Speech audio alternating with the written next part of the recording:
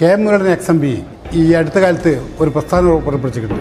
അത് പോലീസ് മർദ്ദനത്തിൽ പോലീസുകാരനെ അടിച്ച് കൈയും കാലും ഒടിക്കുമെന്ന്. ശരിക്കും അദ്ദേഹത്തെ പോലെ നട്ടിലുള്ള നേതാവിന് ആവശ്യമാണ്.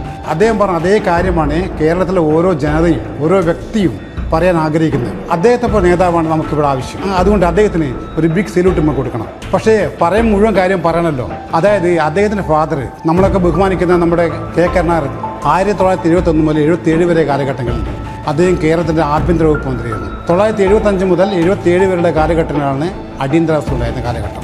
ആ കാലഘട്ടം മുഴുവൻ കേരളത്തിൽ അങ്ങോളമുള്ള പോലീസ് സ്റ്റേഷനുകളിൽ ക്യാമ്പുകൾ ഉണ്ടാക്കിയിട്ട് പീഡിപ്പിച്ച ഒരു നേതാവാണ് കെ കരുണാകരൻ.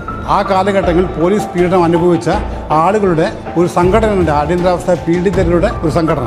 അടിയന്തരാവസ്ഥ കൊണ്ട ഏറ്റവും വലിയ പോലീസ് പീഡനം നമ്മുടെ രാജൻ കേസാണ്. രാജൻ, വിജയൻ, കണ്ണൻ തുടങ്ങിയ ആൾക്കാരൊക്കെ പോലീസ് ക്യാമ്പുകളിൽ മരണപ്പെടുകയെന്ന് ആ നക്സലേറ്റ് എന്ന പുത്രവത്തിക്കൊണ്ട് നമ്മുടെ രാജനെ RECയിലെ വിദ്യാർത്ഥി രാജനെ ഉരുട്ടിക്കൊന്നാണ്. അതിനുശേഷം കേരള മുഖ്യമന്ത്രിയായിരുന്ന കെ കരുണാകരൻ അദ്ദേഹത്തിന് മുഖ്യമന്ത്രി സ്ഥാനം പോലും തെറിച്ചു പോകേണ്ടി വന്നു. അതിൻ്റെ പ്രതികളായിരുന്നു ജയറാം പടിക്കൽ, പുലിക്കോട് നാരായണൻ, അതുപോലെ തന്നെ ലക്ഷ്മണ തുടങ്ങിയവരൊക്കെ. പിൽക്കാലഘട്ടങ്ങളിൽ കേസ് നടത്താനായി ഈ കെ കരുണാകരൻ്റെ വീട്ടിലായിരുന്നു ഈ ജയറാം പടിക്കലും പുലിക്കോട് നാരായണനും ലക്ഷ്മണനൊക്കെ തമ്പടിച്ച് ഇരുന്നത്. അന്ന് കെ മുരളീധരൻ നേതാവായിരുന്നെങ്കിൽ ഈ പോലീസുകാരൻ്റെ അവസ്ഥ എന്താകുമായിരുന്നു?